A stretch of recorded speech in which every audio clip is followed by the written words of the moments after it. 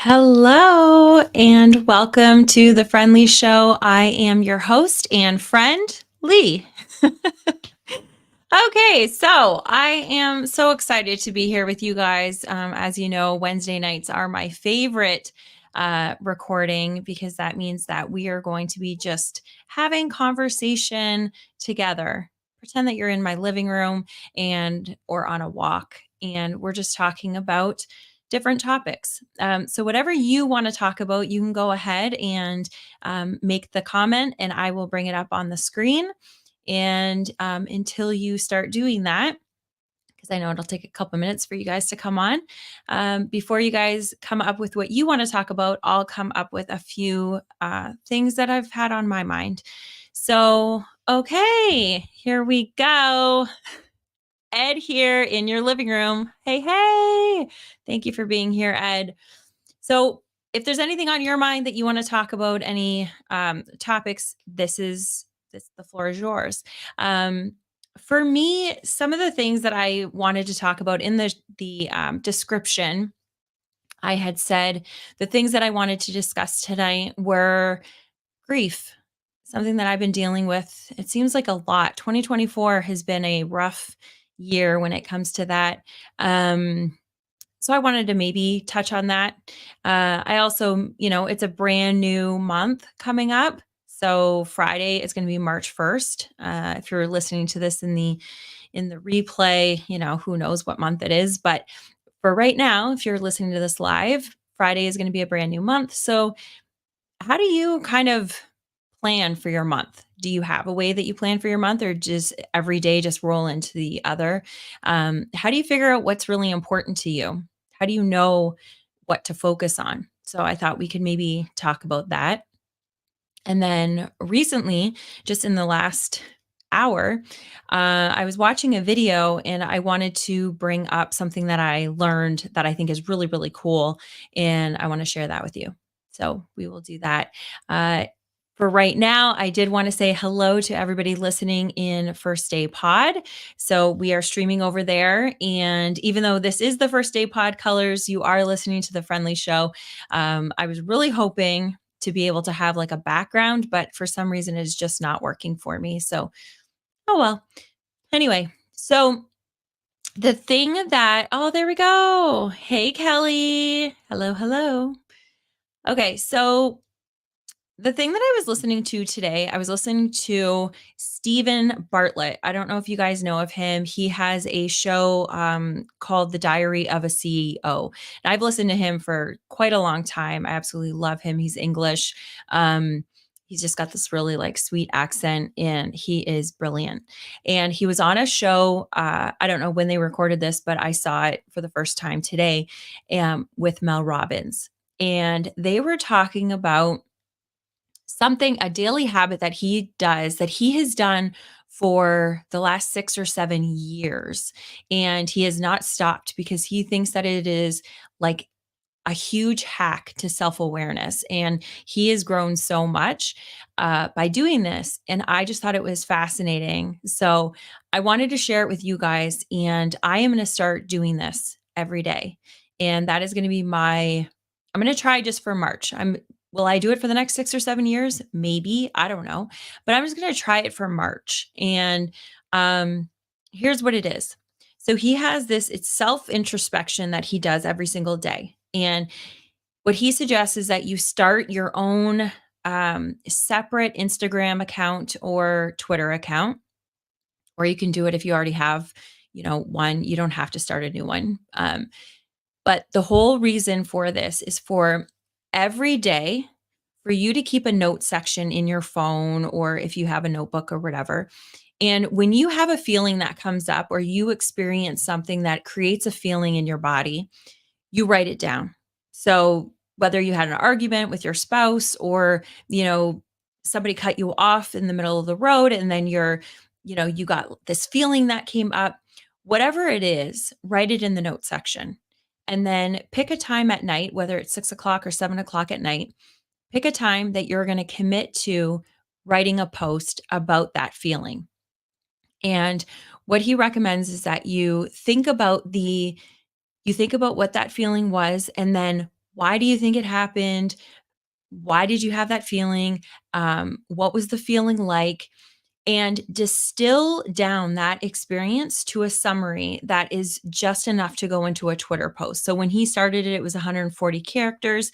Now I believe it's 280 characters. But distilling that down into that small of a summary. And so it really gets you to thinking about that event. How did it make you feel? What was the experience? How did it make you feel? And where do you think it came from? Or even if you don't know where it came from, just explain that experience, and then you share it with the world. And so at 6 o'clock or 7 o'clock at night, whatever time you choose, you do that, and you just do that every single day. And he has been, I think he is one of the wisest men. He's only like he's early 30s, but he is so smart. And he said that he gets that a lot. And the reason why he thinks that people see that is because he has done a level of introspection and he has a level of self awareness that most people don't have because he has been doing this every single day for years. So I'm going to be trying that, and I invite you to try it with me. I just think it's going to be a really, really cool experiment. And you guys know, if you guys have been, listening to this show or watching this show, you know that I'm all about experiments because life is hard. And if we're going to put on all these things like, I'm going to do this thing, um, it's hard to choose what the right thing is. But if we look at it like an experiment, then we get to try it for a few weeks or try it for a month, see if it works for you. Perfect example is I've been doing cold showers for years and years and years, and I know it to work. And the reason why I started it was because not because it was popular, but because I had a very severe allergic reaction to penicillin, and it scared me because there is no antibiotic that I can have without having to have an EpiPen right next to me. And so I started deep diving into how to boost your immune system. And that was one of the ways of boosting your immune system. So I started doing it, and I do it at the end of my shower. So I take a nice warm shower, and then for the last 90 seconds, I do a cold shower.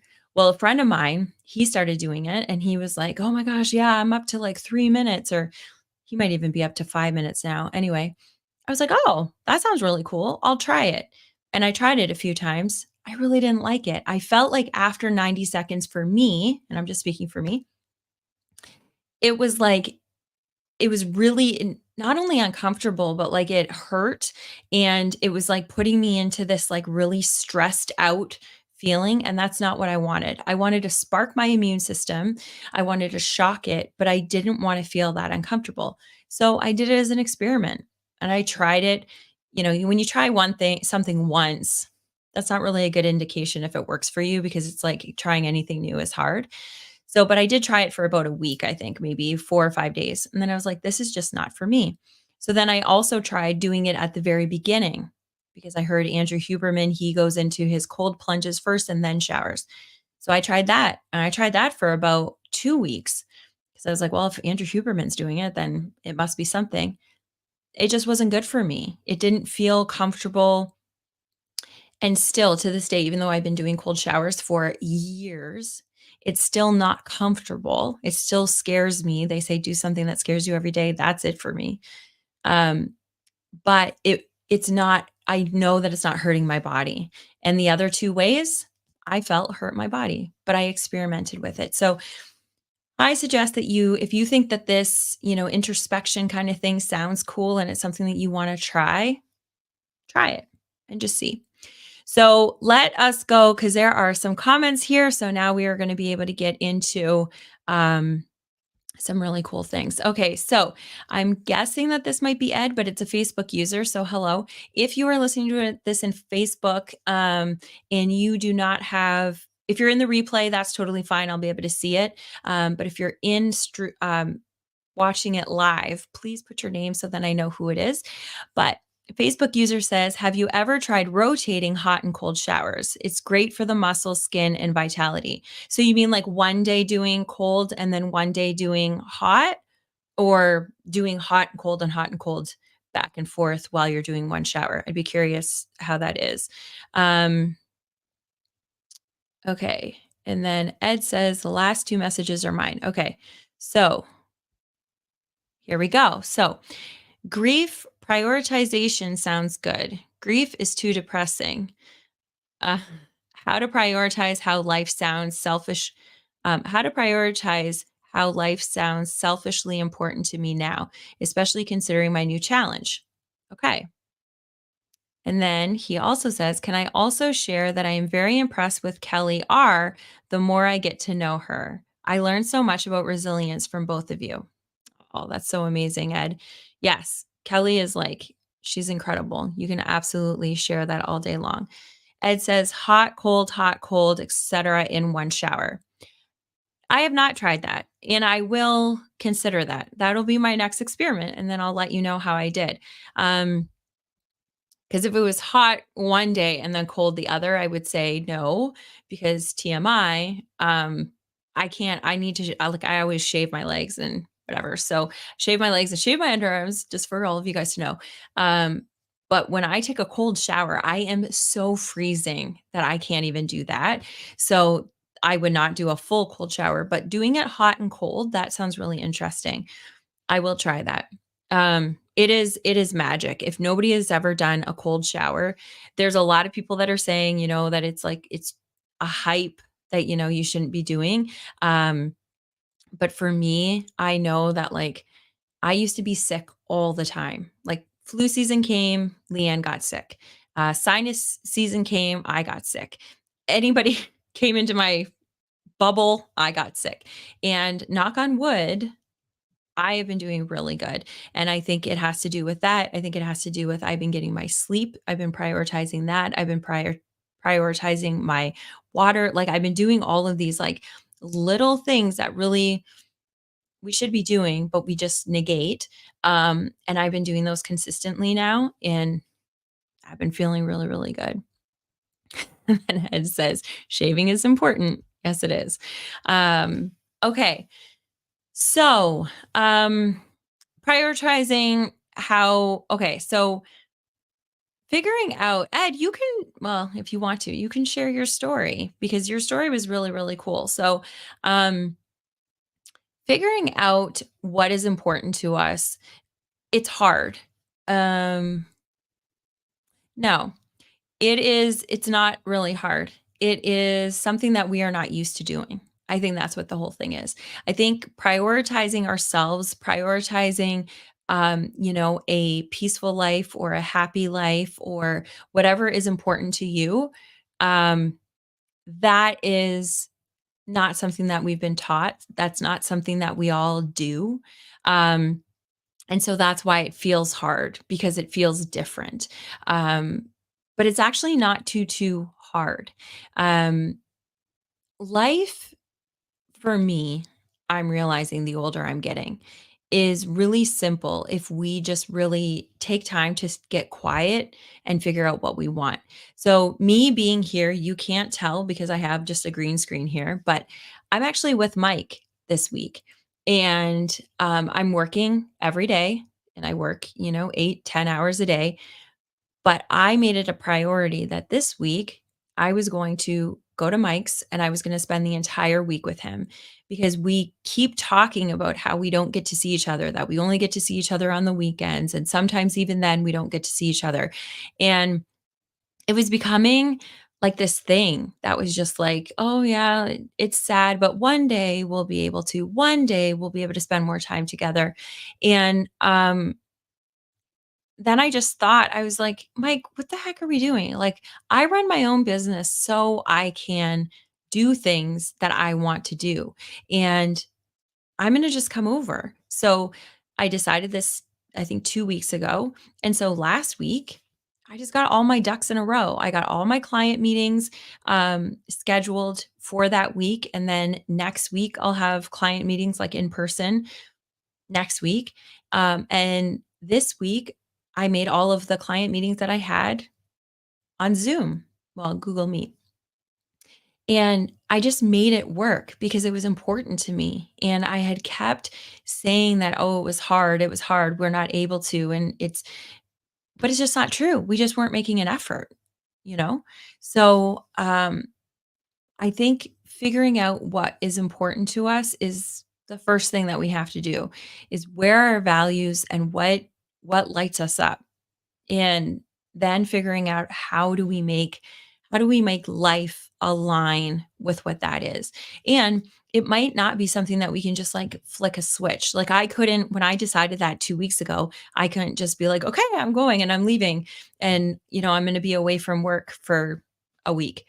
I couldn't do it because I had, well, that's actually not true. I probably could have rescheduled, but I already had client meetings and events and things scheduled in person for that coming week. So I just decided, okay, I'm just going to do those. And then I'm going to schedule a week that I'm away, and it's possible. So Ed says, only need a minute or two. Okay, so we're back to the showers. So if you are listening to this in the audio version, get your butt over to YouTube or to Facebook or Twitch on Wednesday nights at 8 p.m. because it's going to be a lot easier for you to listen to these episodes live, because we do kind of squirrel and go back and forth, which is what would be happening if we were just having a conversation in my living room. So Ed says you only need a minute or two of cold in between the hot, especially with shaving. Warm opens the pores and cold closes the pores. So cold prevents loss of essential oils during the shower. Another thing I did not know. I've been doing this for literally years, and I never put two and two together. And so maybe that's also why it's been really helpful for me to do it at the end too, as opposed to the beginning. I just didn't feel the same when I ended with a hot shower as opposed to a cold shower. So thank you so much, Ed. Um, so Facebook user says identifying the first step to take is key to taking action. Yes. And it never has to be a really big step. It's just that first next best step, right? So I don't know if that was Ed or Kelly or who said that, but absolutely. That's the first thing. Figuring out, I actually think so, yes, figuring out the first step is key, but figuring out what you want, like, and I was having a conversation with a friend of mine today, and she's embarking on a really cool new adventure in her life. And I'm just so proud of her because she's just like, she's kind of just going for it.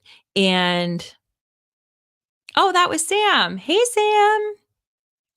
So, so this friend was she's just going for it, and she's really excited, and she's been telling me step by step as she's been doing these things, and it's been really cool to watch her. And today she messaged me and she was having a really hard time, and she's like, what if, and here's the thing, if any of your thoughts, and I should have told her this and I didn't, but I'll have to tell her later, if you say what if, immediately just ignore yourself and just be like, no, we don't, it doesn't matter what if.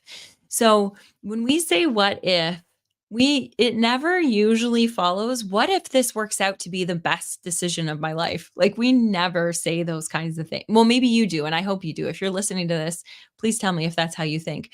But usually we're like, what if this doesn't work out? What if, I can't keep up with what I said I was going to do? What if, this just doesn't, it makes people upset? What if, whatever?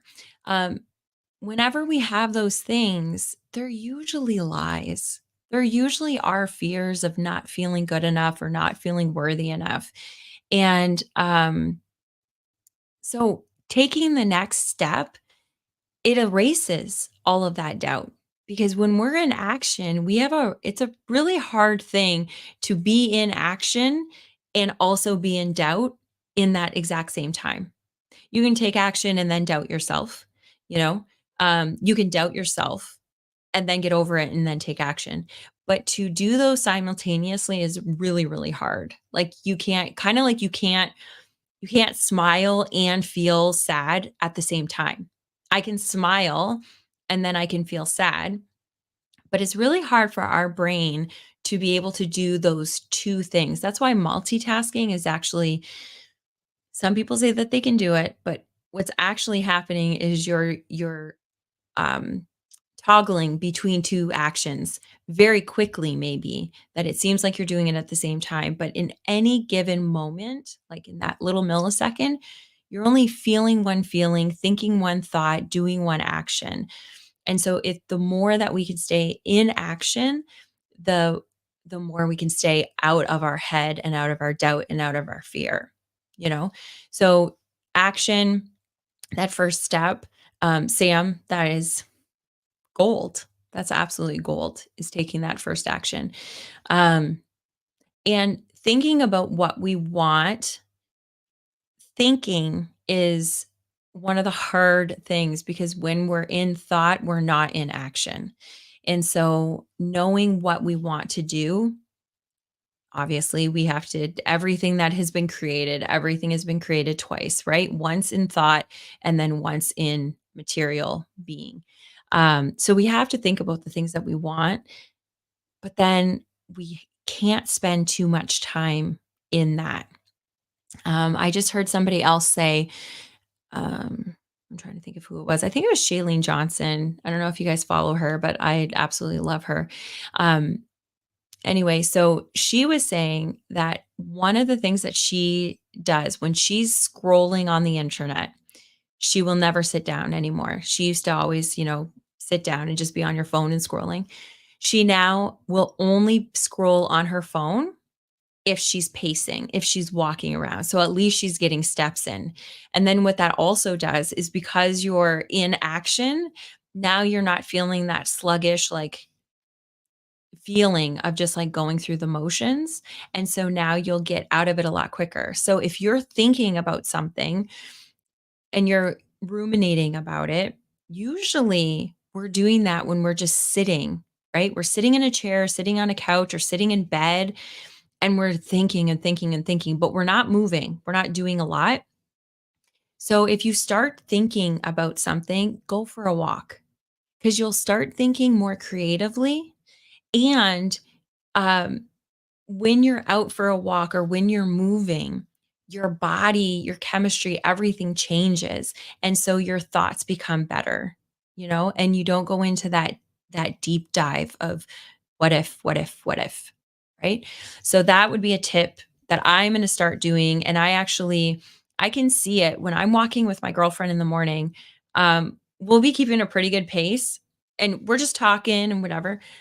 But if one of us starts talking about something really important that we're like really trying to like work through in our brain, and so we're having that conversation, our pace slows down because it is really hard for our brain to be able to do those two things at once. It's been fascinating, and I got to tell her that because I haven't brought it up to her. I've been doing it kind of as an experiment. I've been watching it to see if it affects it, and every single time she talks about anything that's serious, our pace goes from going like this to all of a sudden just like slowly going. So, um, yes, so that would be another one of my tips is not only taking action in the thing that you need to do, but even if you're thinking, take action, take movement so then you can change that feeling. Okay. So, I do find that when I'm idle, which is not often these days, that's when I find to be the most vulnerable in my mind. Absolutely. Absolutely. I wish I could remember. I have a quote in my bedroom and it says, I'm going to look for it. When I'm back at my house, I'll take a picture of it and I will share it with you guys or I'll look it up on here. But it's something about that idle minds. Um, it's just a dangerous place to be. The task switching and not being able to be in doubt while taking action is so helpful. Thank you. You're welcome. And that was also Sam. Hey, Sam, I'm so glad that you're here. This is so good. So, yeah, there's so many little hacks that we know of, or maybe this is new, but for me anyway, there's so many hacks that we know of, but we just don't apply to our life. It's like there's so many examples. One of them for me is that I know for me, I am so much um, more focused and happier and just aligned when I start my day walking in nature. Um, when I go to bed between 10 and 11 o'clock at night, like there's these things that work well for me. And there's a lot of days that I just don't do it. That it's like, "Oh, it's okay. I'm gonna stay up later tonight," or, "Oh, it's okay. I'm just not gonna go for the walk tonight today." And then it totally affects my entire day, but I don't think about it in the moment. In the moment, I'm like, "It's okay. It's just one day. It's okay. It's just, it's just an hour past my bedtime. That's okay." It's fascinating how we have almost trained ourselves not to do the things that we need. And I think a lot of it is what I'm learning because I'm doing a lot of introspection and we're reading How to Be the Love You Seek, which is talking a lot about our how we were raised and things that we were going through when we were kids. And one of the things that I'm learning is a lot of it comes from, um, when you were young, if you were fed, like you had lunch at a certain time at school or you had dinner at a certain time at home, whether you were hungry or not, that was the time to eat. And so we were teaching our body not to listen to what our body needed, but instead listen to somebody else telling us what our body needed. Like you don't think about that as a child, you don't think about that as being detrimental. However, it is because it's teaching us to somebody else knows us better than us, right? So it's fascinating this book that for me anyway, um, that all of these little things are teaching us not to listen to ourselves and not to, but we have the answers. We know what we need. We just have to start acting into that. So let's look. I don't know why my mouse isn't working. Josh is here. Hello, Josh. Does it have to be about idle? Oh yes, idle hands and idle minds. Yes, that is what it is. Um, I can't remember what the exact I don't remember the exact quote, but it's something along those lines. Thank you. Ed says, I hope this makes sense. Sometimes it is best just to go for something instead of analyzing how to make something happen. Amen. Yes, yes, yes. That absolutely makes sense. I had a hard time learning how to swim until one of my brothers threw me in the deep end. I learned how to do the dog paddle basically for survival. Like this job I am going for right now, a job that requires relocation, being away from my only child for a few months, away from support for a job that I have never done before. However, I have been working towards. Amen. Yes, this decision that you are making or that you've made, now that you've made this decision, Ed, I am so beyond proud of you because you are making the decision because you know it's something that you want. And you know what? Who cares if it works out or if it doesn't work out? We never know how things are going to turn out. We just don't. I was talking to one of my girlfriends and I was like, listen, a year ago, I didn't even know you. And now you're one of my best friends. Like, we have no idea what our life is gonna look like in 3 months, 6 months, 9 months, a year, 10 years. We have no clue. We like to pretend to have control over it, and we like to pretend that we know that this step is gonna put us in the right trajectory, right? Like, that we're gonna go on the right path. We just have to take that next right step that's right for us right now, as long as it's not going to hurt anybody, that you're not going to hurt yourself or hurt somebody else. But if it's something that you feel like it's the right thing, take action. Successful people take action.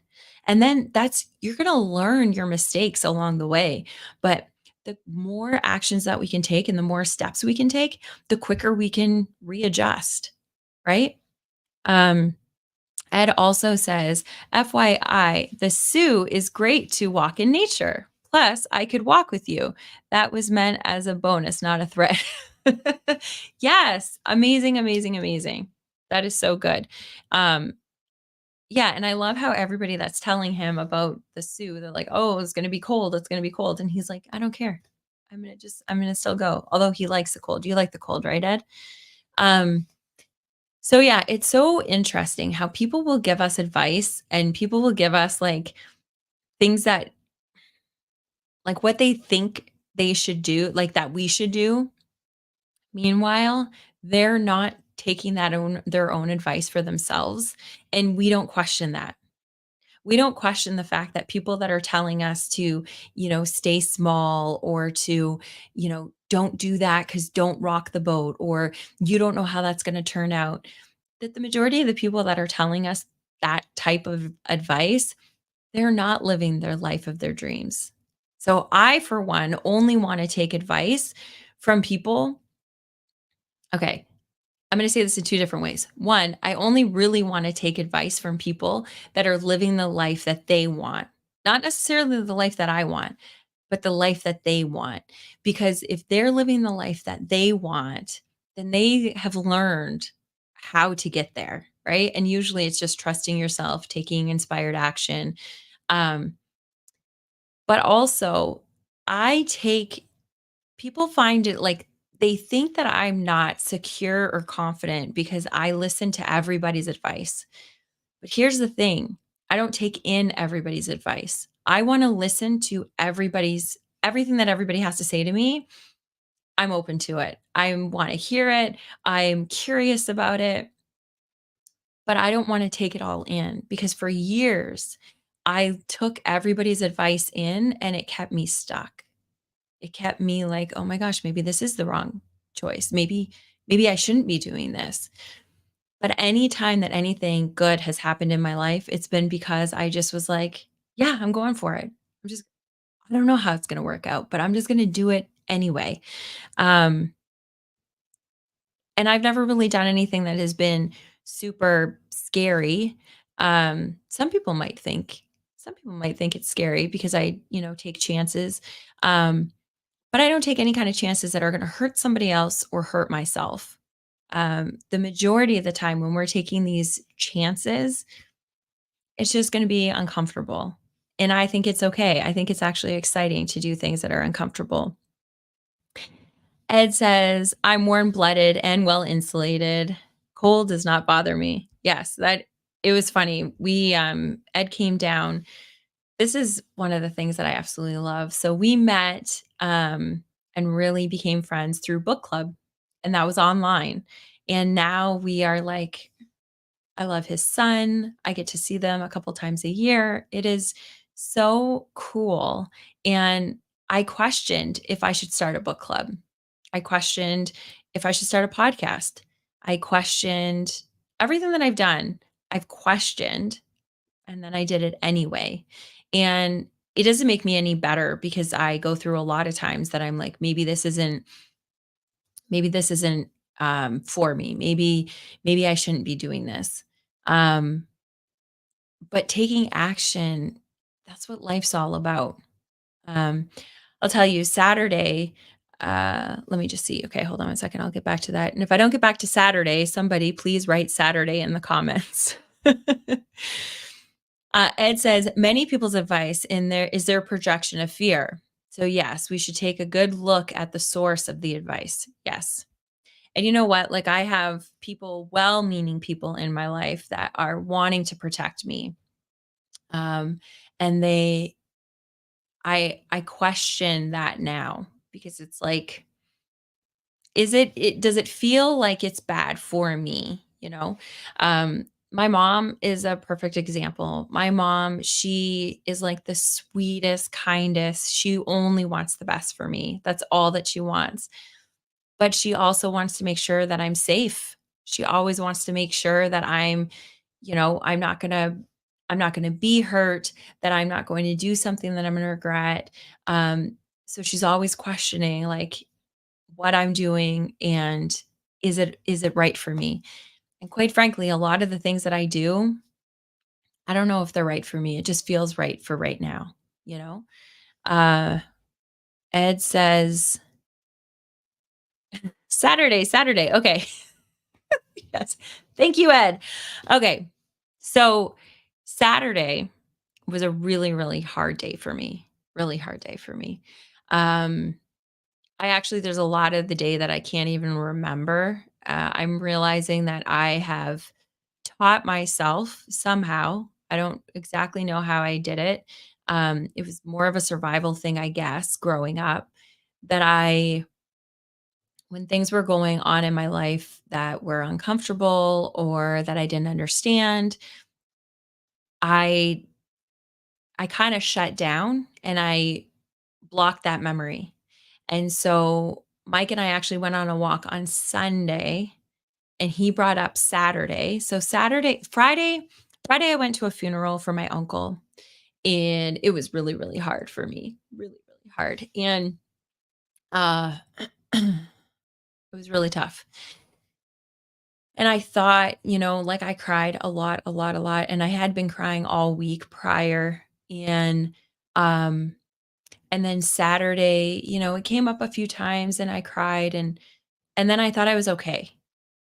And then I wasn't. And I had a really hard time the more that I thought about, losing my uncle and then thinking about, losing my parents because that is going to be coming, hopefully not for another 20, 30 years, but that will inevitably come. And then thinking about my life and then thinking about like Sam was saying, just sitting idle, you get into this trap. And so I ended up spiraling and I can't even remember all of it, but I kept spiraling and I didn't do anything that day. I couldn't bring myself to do anything but cry and feel sorry for myself. And I needed it, I think. I needed it. What I don't do is I don't go back to those moments and figure out what was I feeling? Like I can feel it, but then I don't question like what was I feeling? What did I go through? I never do that. I erase that and okay, that was a bad day. I move on and then I get into work. And that has been my coping mechanism. And I didn't realize that really until recently. So then Sunday, I got right into it and I was like doing all the things and like I got up and I had a meeting and when Mike and I went for a walk, he's like, "Okay, so are we going to talk about yesterday?" And I was like, "What about yesterday? What happened yesterday?" I was like, "Oh, cuz I was sad." And he's like, "Oh my gosh. Okay." So then he's like, "I want you to think about what you said yesterday." And I had a hard time thinking about anything I said yesterday, like the day before on the Saturday. He made me stop, slow down, start thinking about it, and then question, why was I feeling that? And where did that come from?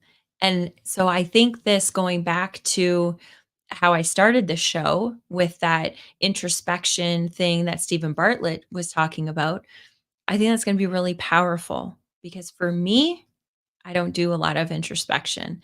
I've done a lot of quote unquote work, um, which I thought I was doing the hard work, the inner work, and I really wasn't.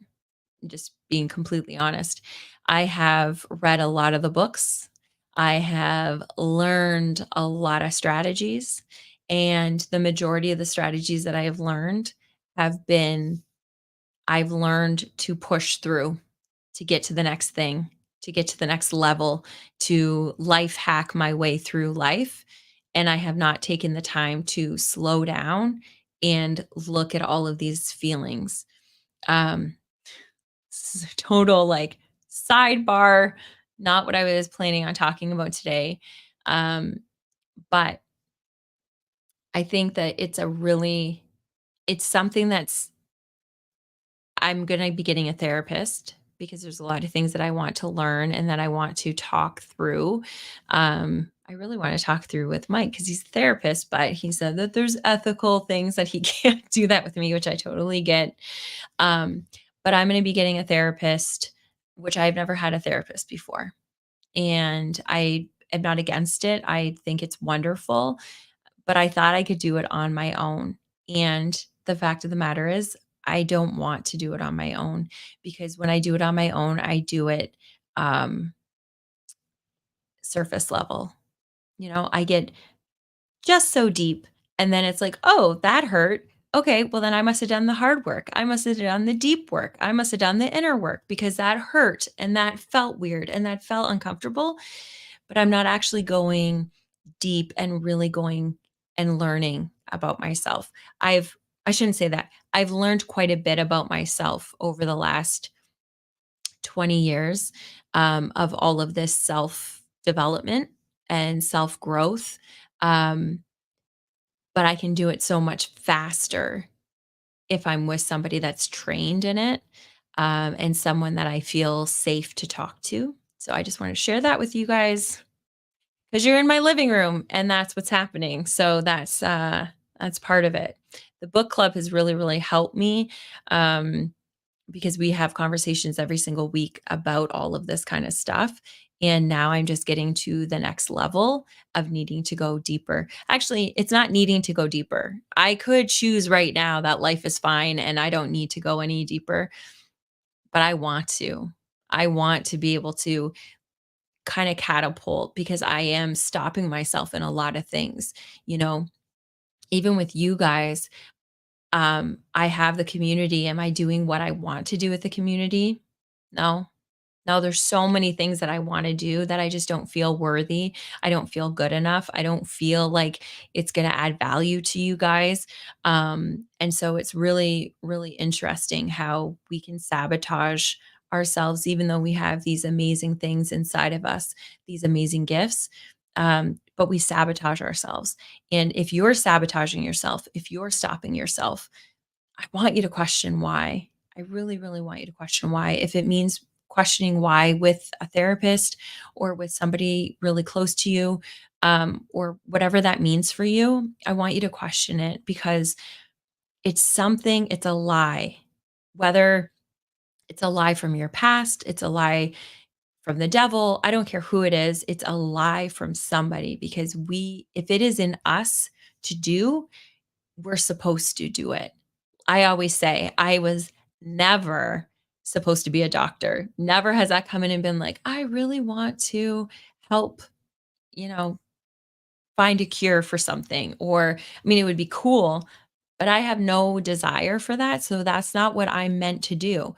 I'm not meant to be a doctor. I'm not meant to be a lawyer because I've never had that in me. But I am meant to help and I am meant to there's so many things on my heart and I need to start doing them and I'm the only one that's stopping myself. So like, holy moly. Okay, here we go. So Ed says, at this stage of my life, I would rather make a mistake because I jumped into something. This would lead to a great learning opportunity. That would be much better than living in regret, wondering if. Boom. Yes, yes, yes. I agree. I agree. The older I'm getting, I feel the exact same way. Kelly says, don't life hack your way through life. I like that. Yeah. Yeah. That I have done that for literally years. And I have shared that with so many people. Like the a perfect example is the two times the speed on stuff. I tell everybody, like, oh my gosh, listen to the book at two times the speed, listen to the YouTube thing at two times the speed. It's cool if you're just trying to like see if it's something that you want to listen to, but like you're missing nuance in life when you do that. And there are so many examples of me trying to take the fast track through life, and we miss the nuance of all of it, of the conversations, of the relationships, of the even just the books, of the learnings of all of it. And I've missed a big part of my life because I've tried to get to the fast track for it. Um, so anyway, interesting. Kelly says, "Do the work, girl. Proud of you." Thank you, woman. You are a big, big inspiration to me. Like truly, Kel. You too, Ed. Ed says, introspection is very messy work. It is the hardest thing I do when I can. What a gift Mike gave you. Mhm. it's another level of vulnerability and understanding of who we are. I'm proud of you for taking this step. Thank you. Thank you. Thank you. And you know what? It's interesting because we say that, and I think it's wonderful, and I appreciate that you're saying that I'm being vulnerable, um and I think it's wonderful when I see other people being vulnerable. Um I just wish that we would do more of it. Um it's one of those things that we were taught the opposite. We were taught to, like, you don't have to cry about this, like, just, and usually it's because people don't wanna see us hurt, right? People don't like seeing other people hurt, and so it's like, "Oh, brush that off, like, don't cry because I feel weird for crying." And so then you teach your kids not to cry, and then you hide the fact that you cry in front of your kids because you don't want your kids to, see you in pain, and this whole thing needs to change. Like, we just need to be open, and we just need to be ourselves, not even vulnerable, just ourselves. Like, it is vulnerable, I get it. And if you guys have never watched Brené Brown's TED Talk on vulnerability, like, watch it. It's gold. Um, but I want us to get to a point that we're just us, and that we don't have to think about it as being vulnerable, because then it has all of these labels around it. If you guys have listened to us in the podcast on First Day Pod, I've talked a lot about not labeling, and I don't like labeling. I feel like maybe today I've used labels around a lot of this stuff, but I really try not to label myself, because the moment that we label ourselves, the moment that we put ourselves, like, into a box or into a category, we start identifying with that. And when we identify with a feeling, or with a characteristic, or with whatever, when we identify with that, it is very hard to break that. And so if we identify with being, even if we're identifying with something that's good, um once we start identifying with it, it's hard to be the opposite of it. And I think that's what's beautiful about being human, is that we're able to have that duality all the time.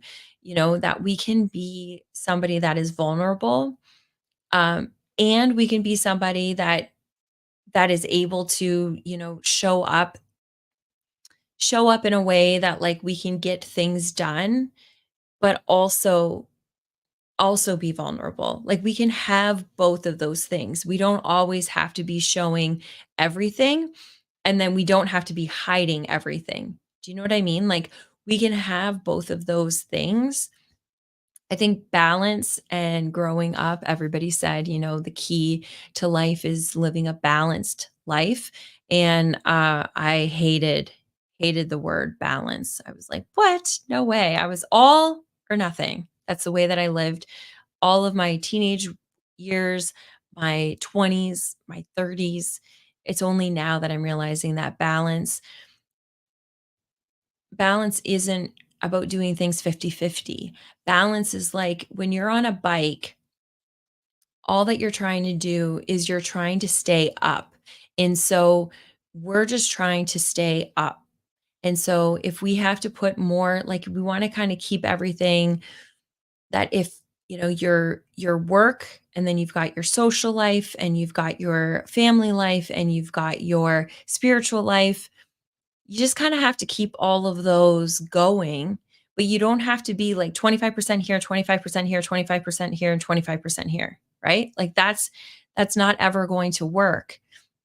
But we can be putting, maybe, like, for me, when we had the death in the family, I was putting more time into my family, because we had to spend more time, and work took a little bit of time off, because that wasn't what was important at that moment. I didn't just give up on work for the entire week. I didn't give up on my friends for the entire week, but I did put more time and energy into my family, and that kept that balanced. because everything was still up in the air and I was still able to kind of do it all. But you were doing more for the family at that time. And right now, I'm spending more time with Mike in my romantic relationship and spending more time on that while I'm also working and keeping my family and keeping my friends, like doing all of these things. But I'm spending more time with Mike because I'm here in front of him and being able to spend quality time with him. And so that to me is what balance is all about. It's about figuring out in this moment what needs my energy and what needs my time. Sometimes it's hard to figure that out, but it doesn't have to be equal parts all the time, you know? Okay, so let's see here. So Ed also says, people are strange. Some can't help to watch a train wreck, a car accident, etc. And the same people can't watch people get emotional. Yeah, yeah. That I think has a lot to do with us being desensitized. Um, a lot of the time too, when you see a train wreck or you see a car accident, you're a curious person. Um, I'm that way, but I have never, and I'm very lucky and I'm very happy. But when I've seen a car wreck, I'm always curious what's happened, what's going on. But I've never actually seen somebody really hurt or in distress. It's just been like there's ambulances or there's cars or there's whatever. And you dissociate, at least I do. I dissociate from that car that is like an accordion. I dissociate the fact that there was a human being in that car. You know what I mean? Where if you're in front of somebody and somebody's having an emotional reaction, that's a lot harder to take, um, for me anyway. If I knew that every time that I looked at a car wreck that I would see that person in distress, I probably would never look at a car wreck again, right? Because you're just for me, I'm curious, and that's why I'm looking at those things, but you're not actually seeing the impact of it usually. Um, so yeah, but that's a good example. It's interesting and people that can, play these video games that are all like super intense with war and all this kind of thing, but then they can't connect with people. Um, life is funny. Like you said, people are strange, but life is strange. So I think we just need to be spending more time on figuring out what we want and what's important to us, and then spending our time, our money, and our energy on those things that are important to us. They say that, like, at the end of our life, when we look back on our life, we're not going to really look at the things that, um, how much money did I make? How much time did I spend at work? Any of that kind of thing. We're going to be looking at the bonds that we've made, the relationships that we've had, the experiences that we've had. And so I think we need to spend more time in cultivating those things. Yes, we need to make money because food is not cheap, right? Like we need to make money so then we can have the experiences. But that too, I think, has been so skewed that we focus on making money and we focus on these things that we've been taught are important. And then we're negating ourselves. We're not spending time with ourselves. And then when we do, we feel selfish. But we need to. We need to spend time on ourselves so then we can be a better version of ourselves to show up for other people, you know? I'm a big pleaser. That's something that I'm working on. Um, Mike's been really good at helping me with that. Uh, it's not easy, but it's possible for us to change and for us to grow if we can see what we need to change and what we need to grow through. La la la la. Ed also says, having worked in a hospital, I see the impact of the tragedy. It can change your perspective. Yeah, I believe that. Yeah. I don't know, Ed, I don't know how you do what you do. Mike is a therapist. I don't know how he does what he does. But again, it's a calling that you guys have that I've never had, that I will never have. I know that it's not something that I'm able to do. Um, so I just thank you for everything that you do. And I thank all of you for doing what you do. And if you're doing something right now that really does not feed your soul, I'm not going to tell you to quit, because, we need to have that stability. We need to be able to have the money. But I highly recommend that you think about what you're spending your time and your energy on. Um, I think we all need to be spending more time figuring that out. And I have been rambling. My voice is actually starting to get sore, which is interesting. I usually at this time look at the clock to see what time it is, to see how long we've been talking. And usually we're at the like 38-minute mark. And then I start wrapping up, and then we do about 45 minutes. Guys, we are at 56 minutes of this show. So thank you for being here. Thank you for not leaving my living room and being here, as I needed this show probably more than any of you guys needed it this week. And I really thank you for being here, and thank you for being a part of it. Um, I want you to tune back next Wednesday. Um, I don't know what we'll talk about, but I know that it'll be a good conversation, and it'll either be something that you needed to hear, or it might just be something that I needed to hear this week. I'm really happy that you guys were here with me. Thank you. Thank you.